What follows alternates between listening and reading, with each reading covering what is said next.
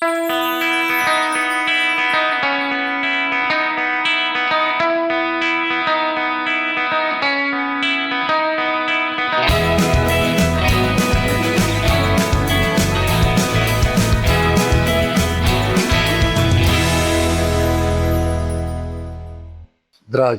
gledatelji, dragi čitatelji Večernjeg lista i gledatelji ovoga našega podcasta, imamo evo jednu izvanrednu emisiju, odnosno prvi puta da se podcast snima izvan studija, to je zato što se nalazimo u Međugorju i to ne bilo s kim nego s jednim od 6 međugorskih vidjelaca sa Ivanom Dragičevićem. Ivane, hvala si Marija, dobro došao, hvala ti na vremenu. Hvala i vama na što mogu biti vaš gost i Božji blagoslov. Nalazimo se u Neretnici, odnosno u oči 45. obljetnice Međugorskog fenomena, zato smo se našli. Evo što se sad zbiva ovih dana u Međugorju, ajde malo mi to približi ljudima koji ne mogu doći u Međugorje ovih dana i kakva je atmosfera u Međugorju, da krenemo možda malo s tim. Pa vidi, kao što i sami vidite, prisutni ste tu, intenzivno je. Puno programa ima, puno molitve, puno na brdo ukazanja se ide kao župa u 4 sata. Ovdje su molitve kod mene isto u kapelici. Marija ide pozvana od Gospe na brdo. Vidjenica Marija, da. Tako je. Da idu na brdo 11 sati, tako da ljudi su stvarno nas, kod kreneš, ljudi su u molitvi, hodaju, mole. Ja bih rekao, to je jedan poseban moment za sve nas i za ljude koji dolaze često u Međugorje. Ovo je za jedan moment, jedan trenutak gdje se svi mi vratimo na početak i da obnavljamo ono na što nas Gospa poziva i kamo nas ona vodi, a vodi nas ka Isusu. Da, doista je tako, osjeti se taj jedan duhovni naboj, još pogotovo vruće, jako je vruće i volio bih da se zapravo u ovim toplim, vrućim, lipanjskim danima sad vratimo 45 godina unatrag. Isto je tako bilo vruće, zar ne? Kad vam se Gospa ukazala kako je to bilo i evo možeš li se prisjetiti od 24. lipnja 1981. godine? To nikad sigurno neće moći izaći iz mojih sjećanja i evo dok sjedim s tobom, emocije su tu prisutne. Svaki taj dan kad se približava taj dan, 24. I ja osobno, pregledavajući svoje te arhive, zapise, kroz ove dane što sam zapisivao brižno, jednostavno, to je toliko radost koja dolazi u srce, to je milost koja je neopisivo teško izreći riječima. Taj dar koji je Bog mi dao, također, kako zahvaliti za sve to. Ja sam tada bio dijete, 81. godine, imao sam 16 godina. Bio sam najstariji od djece u obitelji, ima 2 još mlađe braće, majko i oca u to vrijeme. Radili smo teško, kao i u ono vrijeme komunizma, pomagali roditeljima, da ne su roditeljima škola, da mogli imati neka sredstva za život. Čuvali ovce, čuvali goveda, brali kadulju, a najviše od duhana. I pošto sam bio najstariji u obitelji, uvijek sam morao biti prvi pokazati mlađim braći da moraju i oni sjediti. I svaki dan u tome teškom radu, ustajući ujutro u 5 sati, majka zove, moramo završiti duhan dok nije sunce izašlo, jer duhan je se brao ljeti. I tako svaki dan ideš brat duhan, dođeš kući, na igle nižeš taj duhan, dižeš ga na građu, sušiš ga. I svaki dan u tome teškome radu, kao dijete sam uvijek majke pitao da li će neki blagdan ili svetac doći. A znao sam kad svetac dolaze ili nedjelja da mogu malo bolje spavati. Eto, i taj dan je došao. Srijeda 24.6.1981. godine. Blagdan Sveti Ivan Krstitelj. Toga jutra spao sam na spratu, gdje moja majka još živi doli. I majka dolazi 5-6 puta u moju sobu, budi me da moram ustati, da se mora što prije spremiti, da već kasnimo. A znaš kakva su djeca u to vrijeme, kad se još ne treba ići na polje, da se voli malo dulje spavati. I nije bilo puno razmišljanja, 2-3 puta dolazi, u to vrijeme nije bilo puno preslaka. Da se ima si jedno misno što ćeš na misu ideš, jedno radno, jedno u školu što ideš, brzo se obukao, probudio dvojicu mlađe braće i majka čeka već na putu u Makatamsku ispred kuće i brzo idemo na misu u 11 sati. Sjećam se dobro kao danas, bio sam na misi tijelo. Nisam siguran da li sam bio srcem i dušom. Znaš, kad se djeca ustanu, pospana, Još nikakva. nekako, da guranje malo idu. Da. I bio sam na misi, samo sam čekao da misa što prije završi. I kad sam misa završio, došli smo kući. A običaj moje majke je bio oca. Uvijek da nas nešto pita ovako, koliko smo bili prisutni na misi, koliko smo slušali misu, koliko smo slušali evanđelje. I majka mene pita, Ivane, kome je danas bilo evanđelje? Dobro, nisam znao. Ali majka, kao i svaka majka, zna skrenuti pažnju, zna reći, morate slušati svećenika, morate slušati propovijed, misa. I uvijek ideš na misu da slušaš svećenika. I poslije toga uvijek je tradicija bila, ostanemo zajedno za ručkom, obiteljski ručak, sarma toga dana. Jeli smo meso ispod peke, mater peko, kada jučer bilo. I prije kraja toga ručka dolaze 3 prijatelja iz sela s kojima se išao u školu. Dolaze ispred kuće mojih roditelja i kažu mi, zovu me imenom Ivane, aj pođi s nama, nema nas dovoljno, idemo igrati nogomet. A mi smo u običaju uvijek blagdan nedjeljom na jednu livadu, upravo preko puta gdje autobusi ovdje staju ispod brda u Kazanj, jedna livada bila od Jakove majke i tu smo se mi uvijek sakupljali nedjeljom, blagdanom i igrali smo nogomet. Nije mi trebalo 2 puta reći, ustao sam, odmah sam pošao s njim tim makadarskim putem koji je prije bio. I došli smo na tu livadu negdje oko 3,5 sata poslije podne. Igrali smo nogomet negdje do 5 sati, možda malo i prije smo završili. I kad smo završili nogomet, izlazimo sa te livade na ovaj put koji ide gori prema Čenakovu. Taj put je bio makadamski put. To je sad asfaltirana cesta u biti koja ide kroz Bijaković i s nje se ide na brdu. A sve to bilo prije makadamski poljski putevi gdje su išle krave, ovce, koze, tu je ljudi su se time služili, gdje su kupili sjeno, gdje su rezali grm i tako, sve za oni ljudi su manje više svi imali ovdje ovce, konje, krave i s time se služili tim putevima da su mogli hraniti. I kad smo mi završili kad smo bili već umorni, polako izlazimo sa te livade na taj put. I na tom putu izlazeći susrećemo 3 djevojke. To su bili Ivanka, Mirjana i Vicka. Vicku sam dobro poznavao jer je išao u istu školu kao i ja. Bila je godinu starija od mene. A druge 2 djevojke sam poznavao ne toliko dobro jer nisu živjeli u Međugorju. Ivanka je živjela u Mostaru, Mirjana je živjela u Sarajevu. Samo su preko ljeta dolazili kod svoje ovdje bake i djedova jer su svi bili ovdje, kad je bilo ljetno ferije, raspust, da provedu vrijeme ovdje zajedno s njima. I neki od mojih prijatelja koji su bili s menom pitaju njih gdje idu, što rade. Oni su rekli da idu šetat, da idu tražiti roditelja ovce.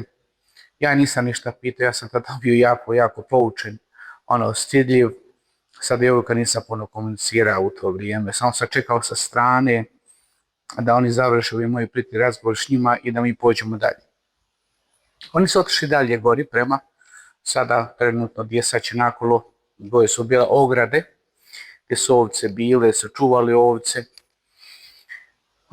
I ovi odlaze, djevojke kažem gori, najveći dio moje prijatelja odlaze u selo.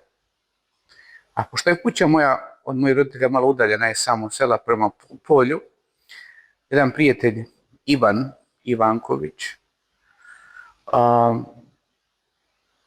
ide s me, ja sam njemu rekao, aj pođi s menom da uzme nešto jesti i da se presvučem. I da se kasnije vratimo kod tebe, gledamo u taj dan igrala Cibona i Bosna.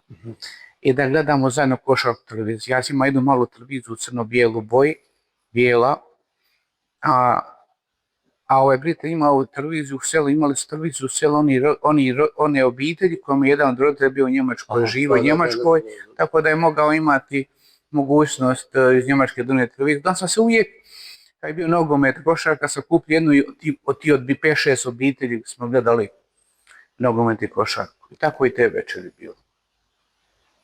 I došli smo kod njega, gledali smo prvo polovime te utakmice. I ja kažem mu prijatelju, aj pođi kod mene kući da se na brzinu uzme nešto jesti, da se vratimo kasnije na drugo polovime. Brzo smo preko polja doli, krajnog do kafića, gdje je sada Ivan, znaš, Kravickine kuće, mamine kuće, preko polja došao do moje kuće, uzeo sam nešto na brzinu jesti i polako hodamo ovim putom, sada, od moje majke kuće. Pošli smo na drugo polovrijeme, ali nismo došli. Jer smo do dan danas poveli to drugo polovrijeme. Dogodilo se nešto drugo. Taj put koji smo hodali, kažem, bio je jako za koziji put. Hodajući tim putem, mi navraćamo ovaj vrtao ispod moje kuće gdje se ja već voćnjak je bio. I tada je bilo jedan 5-6 stabala onih zelenih jabuka ljudi. I ja ovaj prijatelj smo rekli, ajmo uzeti kad pravimo utakmicu, pa ćemo malo, ovako u majice sam bijele imali. I uzeli smo nekoliko jabuka i izlazimo ponovo na put. Idemo dalje. Idući dalje, čujemo neki glas iz daleka. Nitko nas zove. Nikoga nismo vidjeli put koji smo tada u to vrijeme, sve je bilo zaraslo žbunjem, zelenilom, jedne kuće nije bilo ovdje, ništa. Samo ograde, puteljak taj koji su mogli krave, ovce išli. Čujemo glasa, ne vidimo nikog. Mi nismo obraćali pažnju puno. I idući dalje, taj glas sve bliže jače čujem. U jednom momentu se okrećemo iza sebe i vidimo Vicku, jednu od djevojku koju smo prije susreli poslije nogometa. Stoji na jednoj poziciji sada, ako mogu, gdje je traftanica, ovdje kad se izlazi na glavni put, baš na tom mjestu stoji i svojim drhtavim glasom zove nas dvojicu. Mi smo okrenuti prema njoj, prilično daleko smo bili od nje, jer smo bili kod one kuće, onoga samostana ovdje ispod Plavog križa. To je bila ograda jedna. I tu smo mi stali jer smo čuli taj glas toliko blizu.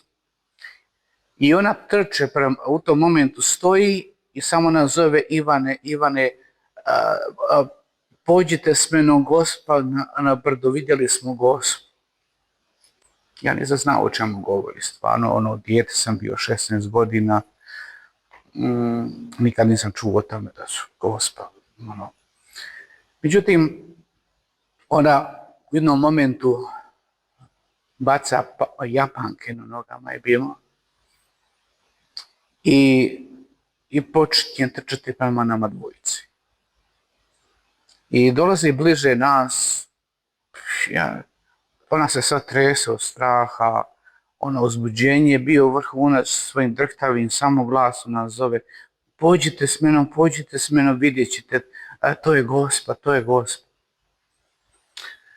Ja sam poznao Vicku prije, ona je bila uvijek poseban temperament i u školi, mi smo je uvijek u školi zvali kao, svi smo je se bojali. Čak se zvali šerif, no mislim, Tako je. bila je malo onako. Tako ona je žešća bila, malo bojali, svi smo se bojali kad smo išli u školu preko polja, svaki je želio kad nju vidi da se uspori ili ubrza. Tako je bilo. I ja kažem, pusti je, kakva Gospa, ja kažem vam prijatelju, ajmo mi kasnimo drugo vrijeme. Međutim, ona je toliko bila uporna, kaže, aj pođite s menom, vidit ćete, vidimo da se nešto čudno događa s njom, nije to Vicka koju ja poznajem i koju ovaj moj prijatelj pozna, tako još bolje, ona je još više bliže živjela bliže njega tako. I u jednom trenutku mi se odlučujemo, aj, idemo poći, ja s desne strane, on s lijeve strane, hodajući polako s njom, znajući Vicku kakav je temperament, ona cijelim tim putem, vidjet ćete kad dođete, više ni nama nije bilo jednostavno, samo gledajući nju, kako se ponaša i u nas je počeo strah ulažiti. Dolazimo do toga mjesta, bliže malo i već vidimo Ivanku i Mirjanu okrenute prema brdu, plaču i ovako samo maži. I dolazimo mi bliže njima i Vicka se okreće prema brdu i svojom rukom pokaziva pogledajte gore.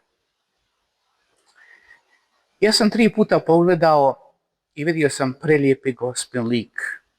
U normalnoj veličini obasjan svjetlošću. Kruna zvijezda koja je toliko bila izražajna. Nije to bilo tako blizu, ali se vidjela stvarno obris svega i lebdina oblaku. Moj pogled nije trajao više od 10-15 sekundi. Čim sam to vidio, a ja sam odmah pobjegao kući. Mislim, niko ne mogao da stigne. Ja sam došao kući, nisam znao gdje je ovaj moj prijatelj ostao. Znam da je ostao, ali nisam znao šta se dogodilo s njim. Samo sam želio od straha, samo sam želio Šoka praktično, šoka. to je silan šok bio. I kad sam došao kući, nisam nikom ništa govorio. Ni mojim roditeljima, ni moje braći, zatvorio sam se u sobu. Ne mogu opisati tu noć. Strah, što će biti. Ti pitanja koje se postavljaju te noći u meni, kao dijete 16 godina, je li to moguće? Pa kako je to moguće? Zar je to bila baš Gospa? Nikada do svoje 16. godine nisam mogao nikad sanjati o tome da se može to dogoditi. Nikada nisam imao neku posebnu pobožnost prema samoj Gospi. Bio sam praktičan vjernik, išao na vjernauk, ni svećenici u to vrijeme nisu puno govorili u kazanjima o Lurdu, o Fatimi, o nečemu. Imali su one klasično vjeronauk koji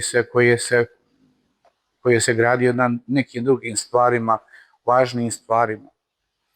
Tako da bio sam, kažem, ni bolji ni lošiji od drugih u tim godinama.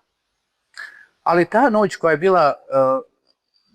je bila ispred mene, bila je noć straha, noć iščekivanja. Što će se dogoditi? Nisi mi mogao spavati uopće. Ne, apsolutno ne. Jednom si ispričao da si se tako zapravo bojao bio u tom nekom mješavini straha, emocija, ljubavi, svega, silnih tih, da si čak i prozor zamračio, što ću ako mi dođe u sobu, što ću onda? To sam upravo želio reći, kažem, ono čega je najviše bilo strah je što ako večeras Gospa dođe u moju sobu, kuda ću ja pobići, kamo ću pobići. Jer u to vrijeme ja sam imao 16 godina, toliko sam bio poučen, sramežljiv, da nikad nisam po mraku odao, da me tata nije odveo u selu kad gledam utakmicu ili košarku, odvede me i dovede me ovo kad se završi utakmica. Tako da mi je bilo i strah i mrak. Samo se čeka da jutro što prije dođe. Jutro dolazi, već svanjiva, ja podižem roletne i ja već vidim majke iz sela dolaze mojoj majci. Vidim pričaju doli ispod, na Dojninom spratu, ispod stepenica, je li tebi šta Ivan govorio, čuli smo da je i on bio s njima, sa djevojkama. Majka kaže ne, i odmah polako ide u stepenice prema mojoj sobi. Ja već vidim u glasu, drhtav glas, u to vrijeme strašan, pa počinje govoriti, pa nešto smo čuli, otvori vrat, pa treba me pitati. I ja sam otvorio majci vrata i rekao sam, ja sam vidio, ali opet nisam siguran. Jer 10-15 sekundi vidiš ti sve, ali jednostavno ne možeš biti si opet siguran, nisi siguran. I tu smo se zadržali, ja sam se spustio na donji sprat sa tim drugim majkama koji su došli iz sela. Ja sam još više malo im rekao kako je sve to bilo, kao što smo i mi sada razgovarali. I toga drugoga dana jako puno ljudi počelo je sa svih strana, to se brzo raširilo. Od Podbrdo, Međugorje, Čitluk, vlast se digla na noge, tako da je bilo puno tajnih službi, praćenja, svega. I cijeli taj dan smo mi proveli zajedno s ljudima, gledali smo, s njima bili, druge zašto nismo imali. To je 25. lipnja. 25. lipnja, da. I negdje poslije podne dolazi hitna pomoć iz Čitluka i odvede nas u ambulantu Čitluka. Kupe nas, bez roditelja, bez ičega. Sjećam se dobro i došli smo u hodnik u ambulantu, gdje je sud sada u Čitluku. To je bila ambulanta. I sad se tu sastala mi, pita ko će prvi. Tada je bio doktor Vujević u Čitluku i mi smo ušli u njegovu tu ordinaciju, ja prvi. Dok se ja obavio ono što sam trebao da obavio s njim, već sam izašao vani, one su već, majke su došle po njih, odveli kući. Svu drugu koji su s nama bili.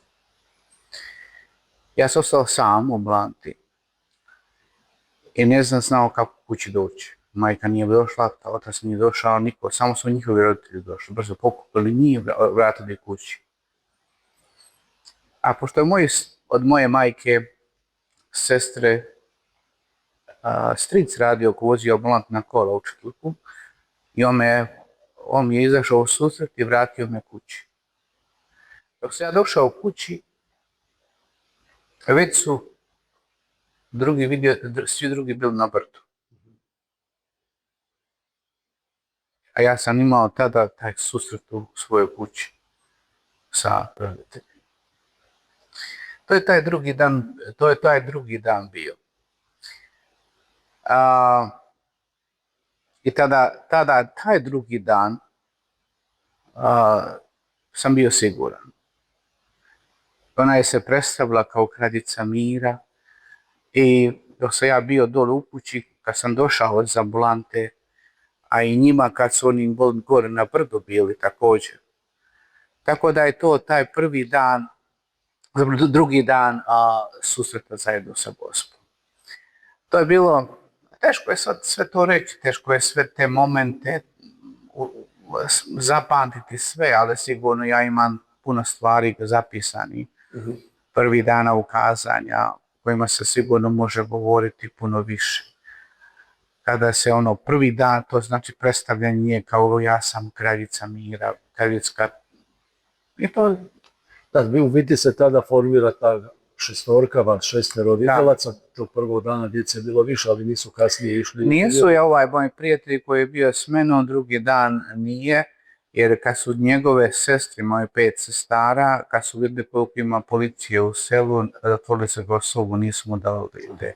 Milka, Marina sestra također, ona isto također nije išla, je bilo strah, koji je razlog to koliko ja znam, tako da su drugi dan Jakov i Marija imali prvi put taj susret. Jakov je imao koliko? 10 godina? Vi ste bili 15-16 godina, jel? Da, Jakov je najmlađi bio sa 10 godina, mi smo svi bili 16, osim Vicke koja je imala 17. I vrlo je zanimljivo da tada nije bilo župnika, župnik je bio Fra Jozo Zovko, on je bio na putu. Fra Jozo Zovko, mislim, ja ga nisam poznavao dobro, pošto sam uvijek, kažem, ja sam bio tada sa svećenicama, uvijek bio na jednoj distanci, nisam ja baš previše. Bio sam ministrant, ali sam uvijek bio poučen. Komunikacija naša, moja je svećenika bila je limitirana, vrlo malo. A tada je Fra Jozo bio duhovni vježbam u Zagrebu i on je došao nakon 3 dana ili 4 dana, vratio se u Međugorje. I sjećam se dobro, kad su ljudi išli iz sela da kažu kapelanu, tadašnji kapelan je bio Fra Zrinko čuvalo, da kažu, tada je i Zrinko rekao, pustite vi to, samo djece igraju. To je njegov odgovor bio. Kad se Fra Jozo vratio je nas, pozvao je nas, sjećam se dobro, na staru čatrnju. A stara čatrnja je bila upravo kad se ide u crkvu, je onako kip, kad se ide u sredini. Prema crkvi, gdje se možeš parkirati auto, da onaj kip ima u staklu je fino. To je čatrnja bila, stara čatrnja, i tu smo mi na toj čatrnji sjedili s njim. I nas je on pitao svemu kako je sve to počelo i ti prvi dan i sve to. To je naš prvi bio susret sa njim. Nije vam vjerovao, on sam kaže iz početka. To je bio, kao, slušajte, to je bio i za nas jedan šok, iznenađenje. To je bilo jedno iznenađenje i za naše roditelje. I naši roditelji su na početku, to je bilo jednostavno, nije to bilo jednostavno ni za nas, ni za mi se susrećemo prvi put s takvim nešto, nismo nikad nikakvu predodžbu imali, nikad nisam čitao knjigu ukazanja, nikad nisam imao nikakve predodžbe od svemu tome. Zato kažem, to je za mene bio uistinu jedno veliko iznenađenje. Što ste razgovarali tada, kako ste komunicirali, molili, što ste sa Gospodom tih u početku, kako ste uspostavili taj kontakt? Pa ja mislim da je to bilo, neko je od nas više razgovarao s njoj, neko je manje. Vicka je bila onaj, ja bih rekao, kolovođa predvodnik. Ona Vicka je bila, kad se kaže, stručno kaže se, glasnogovor je najviše tu vodila tu komunikaciju, ona puno više otvorenija bila nego svi mi. Mi smo bili samo više slušali, ali kasnije s vremenom mi smo se više otvarali prema tome, ali više su to bile, dok nas je Gospod jednostavno vratila, kroz to vrijeme ohrabrila da se malo opustimo, jer mi smo bili u jednom grču, svaki naš susret, ulazak u taj susret je bio jednostavno iščekivanje što će biti danas, što će se dogoditi danas. Ali ono što je bilo za mene najdublje u svemu tome, ta jedna majčinska ljubav koju nas je ona uvodila, pogotovo prvi dana, uvela u sve danas što imamo. Nije to bilo preko noći, ali je to ne bojte se, ja sam s vama, polaže ruke na nas, ne bojte se, ja ću vas voditi, ja ću vas davati vam poruke i sve drugo. Mislim da je to bilo ono ključno da nas učvrsti, da nas stabilizira, a mi smo, kažem, djeca bili u to vrijeme, nije to jednostavno bilo. Da, i zapravo bilo je jako puno ljudi je dolazilo tih dana i osim ove policije, tajne policije su tisuće ljudi koji su vas okruživali, htjeli su da zapravo pitate u njihovo ime Gospod, morali su vas zaštititi, mislim, to je bilo. Pa bilo je mnogo toga pitanja kao naprijed mnogi pitanja bilo je, pitajte Gospod dok će još dolaziti. A dan, sjećam se dobro, i opet je Vicka pitala to pitanje kada je Gospod govorio, pa za sam vi to sadila. I mi nikad više nismo to pitanje postavili.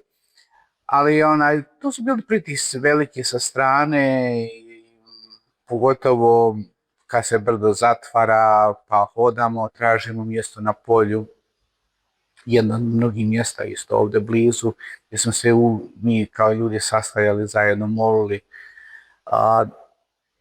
Tako da smo prišli u sakristiju, u crkvu, pa iz crkve u drugu sobu gdje su svećenici, pa u zvoni, pa ova. Sve su to mjesta bila posebna i danas ovdje kad stojim uvijek se sjećam, uvijek mi to dolazi sada, ta mjesta i sve ono što je Gospod na tim susretima govorila, što nam je prenosila, da mi prenosimo svijetu. Ali bitno je, za mene je uvijek bitna poruka. Poruka na koju nas Gospod poziva i vrijeme u kojem ona dolazi k nama. Nisam shvatio ni ja dovoljno na početku što Gospod želi svojim dolaskom. Ali iz godine u godinu, kroz sve ove godine, shvaćam da je jednostavna poruka jest povratak ka Isusu. Povratak ka Isusu jer Gospod nikad ne govori o sebi. Ona uvijek usmjerava nas prema Isusu, prema onom izvoru. Usmjerava nas prema evanđelskoj riječi. Ali ona tu evanđelsku riječ želi pojednostavljivati kroz svoje poruke, da je mi bolje razumijemo, da je bolje živimo i da ona postane dio našeg života. Koje su to glavne poruke kad bi mogao sažeti ovako nekoliko? Pa mi često puta ljudi, ja uvijek kažem to su 5 stones. To su 5 najvažnijih poruka kroz koje nas Gospod vodi kroz ove godine. Centralna poruka je mir. Mir u srcu, mir u obiteljima, mir u svijetu. Jer ako nema mira u čovjeku u srcu, ako nema mira u obitelji, ne može biti mira ni u svijetu, ni u društvu. Mir uvijek polazi iz čovjekova srca. A čovjekova danas srce je okovano grijehom, zlom, da nije kadro, nije u mogućnost otvoriti se tom istinskom i pravom miru koji nam Krist daruje. Kaže, Gospod vodi prema miru, a mir je samo Isus. Mir nas samo može Isus dati. To je istinski pravi mir, to je život, to je ljubav. I danas često puta kad govorimo i mislimo da nas svijet može dati mir. U taj mir se mi brzo razočaramo. Jer vidimo da je to prolazno. Samo Krist je mir. Isus je mir. Isus je radost, ljubav, život. Druga poruka, također bitna, a to je obraćanje. Početi se mijenjati. Vidjeti sebe. A vidjeti sebe najbolji je kroz molitvu. Kroz ispovijed. Ostavljanje grijeha i otvarati se Bogu kroz sve to i vidjeti ogledalo to sebe iznutra. Da bi mogli primiti milosti i Duha Svetoga, uvijek je potrebno biti čist. Da bi mi ozdravili fizički i duhovno, uvijek je potrebno ispovijed, uvijek je potrebno oprostiti, uvijek je potrebno. Zato Gospod uvijek toliko puta ponavlja na opraštanje, na ispovijed, mjesečnu ispovijed. Ali druga stvar koju također želi naglasiti na poseban način, na koju Gospod, ja bih rekao, najviše poziva, jest molitva srca. Molitva srcem, ja bih rekao, hrani i naš mir, i našu nadu, i našu ljubav, i učvršći nas. Bez mira čovjekovo tijelo umire, čovjekovo duh umire. Zato je molitva, ja bih rekao, srce i duša naše vjere. Mi uvijek moramo moliti, a to je jedan proces, jedan program za naš život, za koji se mi moramo svaki dan odlučivati, biti ustrajni, biti strpljivi i rasti u svetosti, u dobru. Također, jedan poziv koji također na koji nas Gospod poziva, to je post i pokora. Kaže Gospod jednoj poruci, molitvom i postom možete i ratove zaustaviti, prirodne katastrofe. Kad to Gospod kaže, to ja ne govorim, ali to Gospod kaže. Ako to Gospod kaže, to je moguće. Mnogi misle šta postom dobiva. Postom, ja bih rekao, čistimo samo ka sebi, jačamo naš duh, jačamo našu vjeru i dobivamo sigurnost našega mira. Gospa nije stavila ultimatum kad govori o postu. Ko ne može postiti, može mijeniti post sa molitvom, nekom drugom žrtvom, nekim drugim odricanjem, odreći se nečega što volimo, što nam je drago. Post je jedan veliki dobitak, nije gubitak. Ja uvijek kažem, mogu post usporediti sa onim zrnom pšenice iz Evanđelja. Ono zrno pšenice uvijek moramo prvo baciti u zemlju da se izgubi, a da kasnije da se plod. Tako i post. Drugo što bi još poziv Gospin jest, ja bih rekao, možda jedan od najjačih poziva jest Euharistija. Euharistija je centar našeg života. Dovoljno je reći samo da je na jednom ukazanju nama Gospa kaže, mi klečeći pred njom kaže, draga djeco, sutra kada bi se vi odlučivali doći k meni, susresti se s menom i leteći na svetu misu, nemojte doći k meni, idite na svetu misu. Misa mora biti centar našeg života, jer ići na svetu misu znači ići u susret Isusu kojem se dariju i svetoj misi. Njemu se otvoriti, njega primiti, s njim prijateljovati. To je susret sa Isusom. Ona se daruje. Također, pored Euharistije je, već sam rekao, to je i mjesečni ispovjed. Klanja se pred križem, pred sakramentom. Zato Gospod poziva posebno i svećenike da više otvaraju svoje crkve klanjanje pred Isusom. Obnova molite krunice našim obitelji. Također, jedna od poruka na koju nas Gospod uporno istrpljivo poziva iz Sveto pismo. Čitati Sveto pismo. Biblija neka bude svakoj vašoj obitelji nevidljivo mjesto. Sigurno danas mnogi obitelji imaju Bibliju u svojoj obitelji. Ali kada bi danas pogledali koliko ima prašne na njoj i gdje stoji lijepo uvezana u ormaru ili na izgled vidi se vidljiva i koliko se služimo s njome, malo. Mi se moramo vratiti istinskoj riječi Evanđelja, početi je živjeti u obiteljima. I kad Gospod govori o čitanju Svetoga pisma, kaže čitajte kratke odlomke iz Svetoga pisma i na njima zastanite malo dulje vremena, meditirajte i vidjet ćete, kaže, da moj sin toliko govori i vama govori, te riječi su za vas. Gledajte, meditirajte o njima. I s tom Gospod želi reći, ja bih rekao, da to bude jedna hrana, duhovna hrana na vašem životnom putu. I to je vrlo važno da shvatimo. A početi živjeti Evanđelje ućemo u dubinu, u misteriju onoga što nam Bog još želi dati. Kako gledaš na kritike onih koji kritiziraju samo ukazanja, pogotovo Gospine poruke, kažu to su jednostavne, banalne poruke koje se ponavljaju? Pa vidite, ja to doživljavam, svaki ima svoj pristup, kako će gledati. Gospa govori jednostavno, ne govori teološki.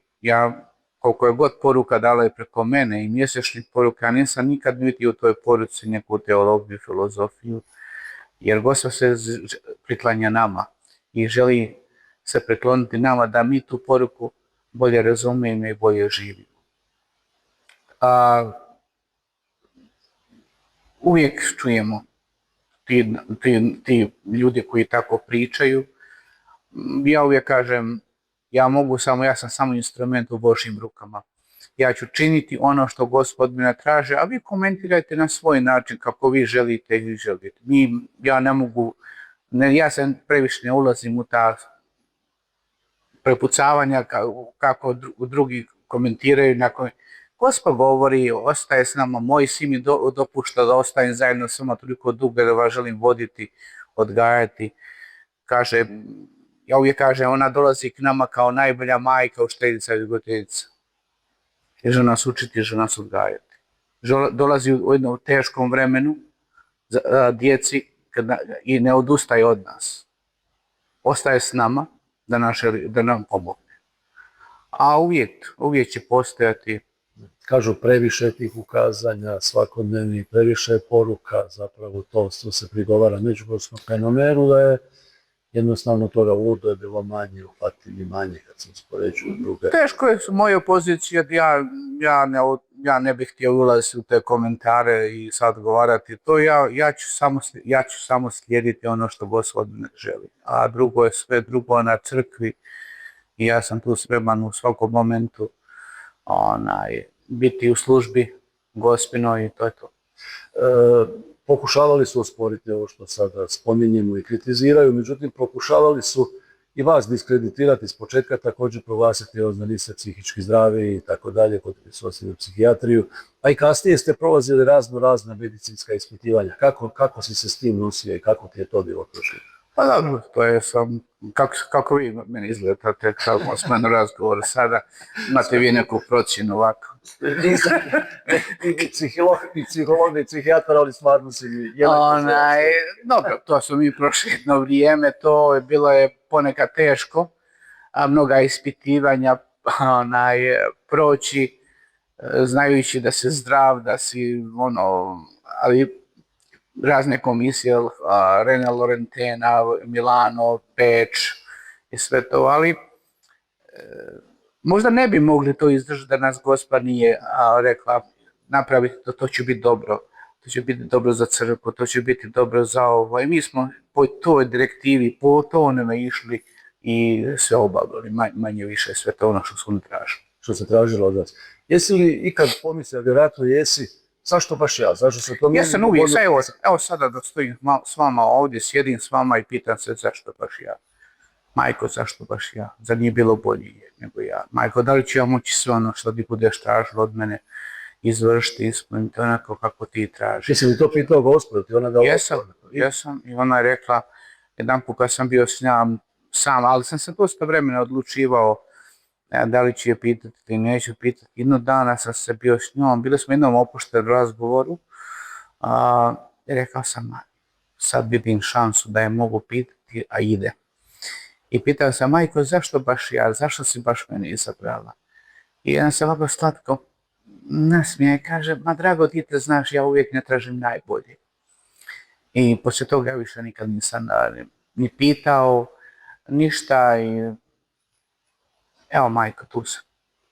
I među kritikama ljudi koji danas se mogu čuti su one zašto niste otišli u svećenike i muškarci, zašto djevojke nisu otišle u redovnice, zašto se niste Ne znam koliko... čak i krenuo tim jednim pa si se... Da, su bili 81. godine, ja sam već napustio Međugorje 28.8. otišao sam visoko u Sjemenište. I ne bih htio sada previše govoriti, bilo je tu dosta neugodnosti, dosta neprihvaćanja. Bio sam tada dijete, možda i moja želja bila da, ali bilo je dosta prepreka na tom putu. Završio sam tu prvu godinu, da sam se, misleći da će biti na drugom mjestu malo bolje, da ću bolje biti prihvaćen u toj jednoj mojoj poziciji u kojoj jesam. Da je pokojni Fraslavko, preselio sam se u Dubrovnik, u Isusovaca. I tu sam i opet završio tu drugu godinu i nakon toga sam ali sve uz Gospino vođenje. Da se razumijemo, ja sam uvijek tražio savjete, a bilo je jako teško u momentima, ja sam tada bio dijete Tako da mnoge su mi stvari padale teško. Praćenja, svega toga, gdje sam išao, kad sam molio, u kapelicu, u sjemeničnu kapelicu iza leđa su uvijek, dobro, nije to baš za priču, ali to je bilo meni teže, mi je to jako teško padalo. I nakon toga, nakon Dubrovnika 82. godine, 3. godine, u 6. mjesecu, sam se povukao kući, i da, često puta ljudi kažu zašto vidioci nisu, niko nije otišao zvanje, časni svećenici. Ja mislim da je Bog svakom od nas dao slobodu i nikom nije oduzeo slobodu. Biti svećenik je sveta stvar, sakrament. Biti obitelj je sveta stvar, sakrament. Evo, svi nas 6 smo izabrali taj put i kroz taj put želimo svjedočiti. Čak i apostolat obitelji možda danas i zahtjevniji u današnje vrijeme nego upravo tako. Biti posvećen. Upravo tako, opet, sve ima svoje, naravno. Sve ima svoje, a opet kažem, kroz obitelj možemo također puno napraviti u mome mjestu, u mojoj poziciji koju ja jesam. I činim to sve ove godine od izlaska iz sjemeništa sa mladima, sa obiteljima, svjedočim drugima. Tako da i ta evangelizacija na ovaj način koji ja sada činim je sigurno, želim biti dobar sijač dobrog sjemena. Da, i na kraju krajeva sigurno i velike plodove. Za ljude koji ne znaju dovoljno dobro, od vas 6, ti, Marija i Vicka. Imate svakodnevno ukazanja, dakle, ostali imaju nekoliko puta godišnje, da sad ne idemo do svakog. Dakle, ali oni su dobili 10 tajni, nakon 10 tajni to svakodnevno ukazanja. Malo o tajnama, mislim, tajne su tajne, jasno, ne možemo otkrivati tajne, ali koliko se može reći o tajnama, ti ih imaš 9 onda. Znači, tako je, mi imamo 9, Gospodina povjerila po 9 tajni, drugi 3, Vidijaca, Ivanka, Mirjana i ja koji imaju po 10 tajni. Kada tajne su vezane za crkvu, za svijet, za ovo mjesto, za znak, vidljivi znak koji će Gospod postaviti. Evo kaže, nema 60 različitih tajni.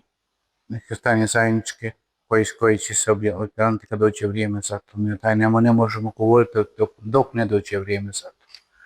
I ono što ja mogu reći to je to. Mi moramo moliti za neke tajne koje nisu dobre za svijet, za čovječanstvo. Kao što je 7. tajna oblažena našim molitvama.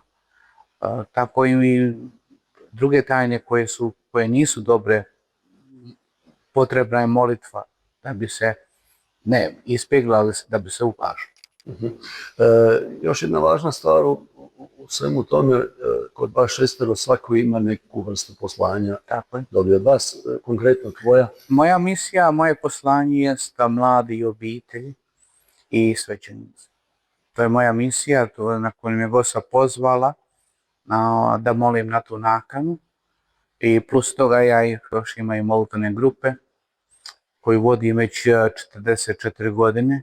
Grupa je osnovana 4.7.82. godine. I ta grupa još egzistira, mi se sastajemo svakog ponedjeljka i petka ovdje u kapelici ili na brdu. A plus toga, kažem, moja misija je upravo da molimo za mlade obitelji i zvanja u crkvi. Nešto bi te molio da objasniš našim gledateljima. Kako izgleda ukazanje? Dakle, to je prilike uvijek u isto vrijeme. Ja sam bio čak i u ovoj kapeli, ovdje imao sam prilike, zahvaljujući tvoje dobre volje. Drugi ljudi također mogu doći. Tu se radi neka selekcija, ne može to biti masovno. Međutim, kako dolazi do trenutka ukazanja, da nam to malo približiš?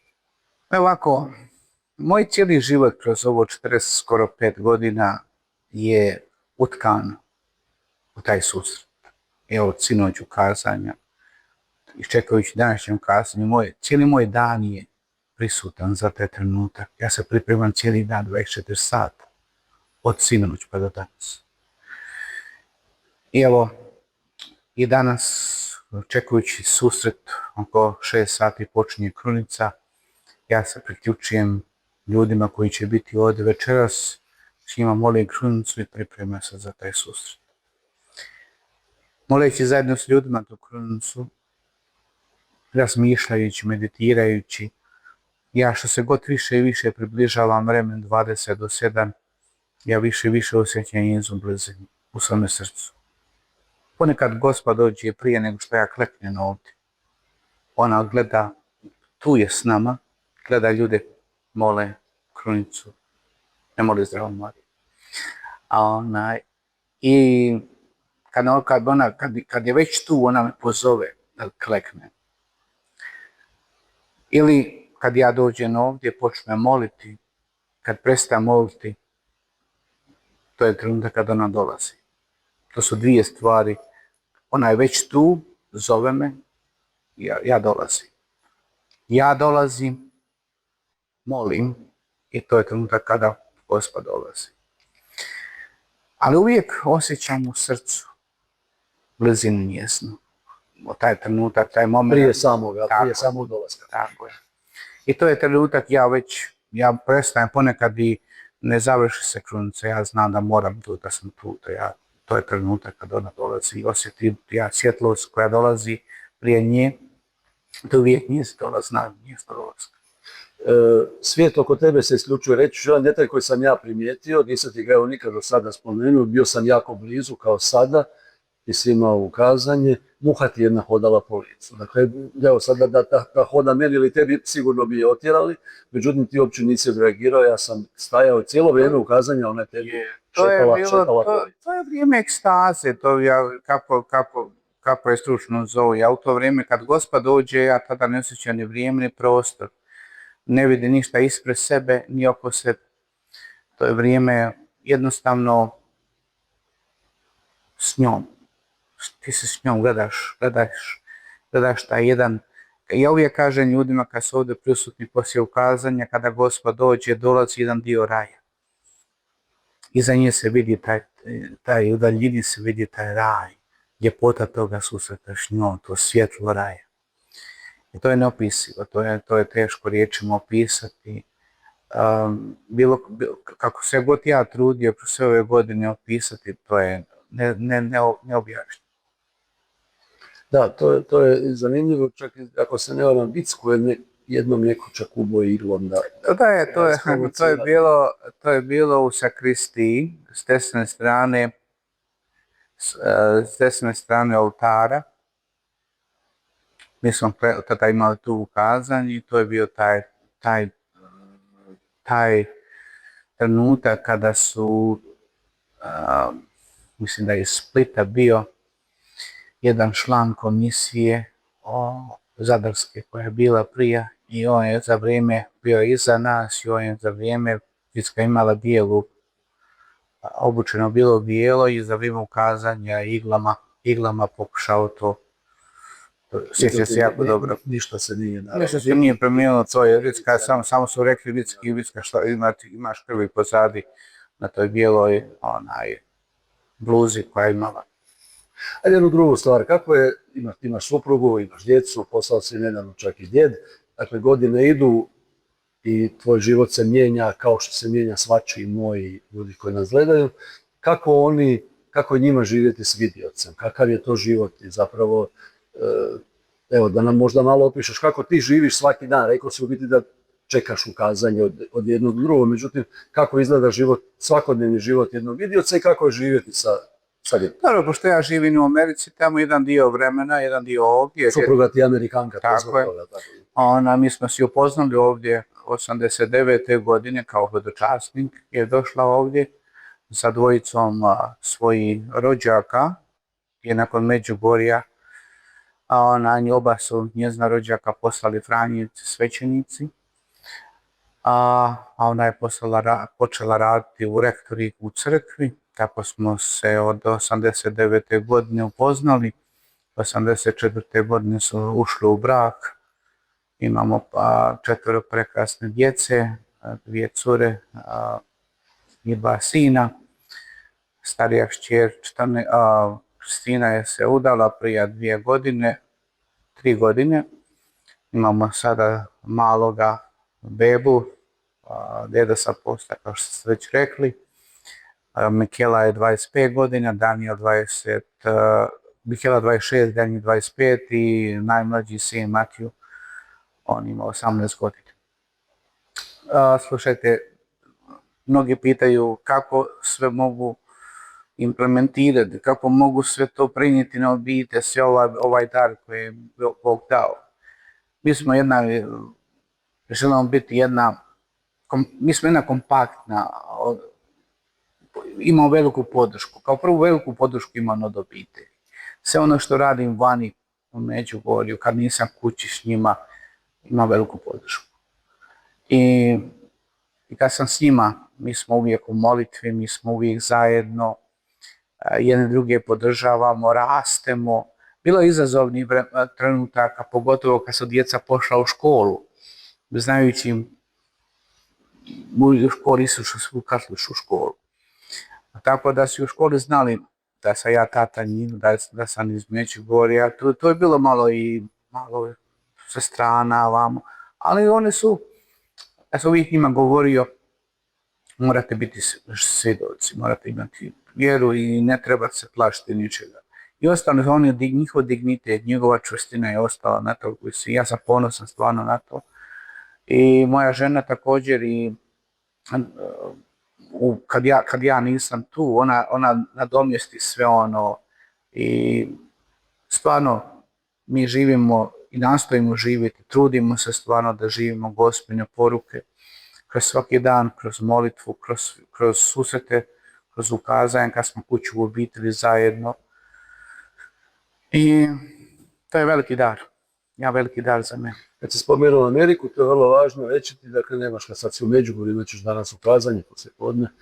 Ti u Americi imaš isto takva ukazanja, nisu vezana za Međugorje, za samo mjesto, nego se ona događaju. One su tamo ukazanje na 20 do 7 u američkom vremenu i također počinje prvenstvo u 6 sati. Vidiš, kad sam spomenuo vrijeme, onda sam malo čuti neke kritike, kažu da su ukazanja, vidioci naručuju Gospu, kad će im doći pa naručuju. Pa dobro, to je stara taktika ovi koji pišu i... Znači nema narudžbe, ti nikad nisi naručio? Ne, ja nema narudžbe nikakve kod mene, ja samo slušam Gospu. Ja samo slušam Gospu i to je ono što slijedim cijeli svoj život, svojih 45 godina zajedno s njom. Evo Ivan, idemo polako prema kraju razgovora. Nekako bi te molio da ovih 45 godina iskoristimo kao priliku za vrijeme koje dolazi. Koja bi tvoja poruka upravo iz pozicije i Međugorja i međugorskog fenomena i tebe osobno, ali dakle ovoga što ti prenosiš svijetu, koja bi poruka u današnje vrijeme, poruka Međugorja bila za svijet i za ljude, za pojedinca, ne mislim sad samo na zemaljsku kuglu? Pa mislim da bi poruka bila poruka zahvalnosti. Za sve ono što nam je Bog dao i što nam daje kroz sve ove godine. Moramo biti zahvalni, moramo biti otvoreni, moramo primiti i početi živjeti te darove koje nam Bog daje. Ono što bi posebno htio naglasiti, dvije stvari ključne za mene, koje se non stop, ja bih rekao, ponavljaju toliko često puta, a to je mir i molitva. Sve druge su poruke važne, ali mir, molitva. Moramo više moliti. Moramo više.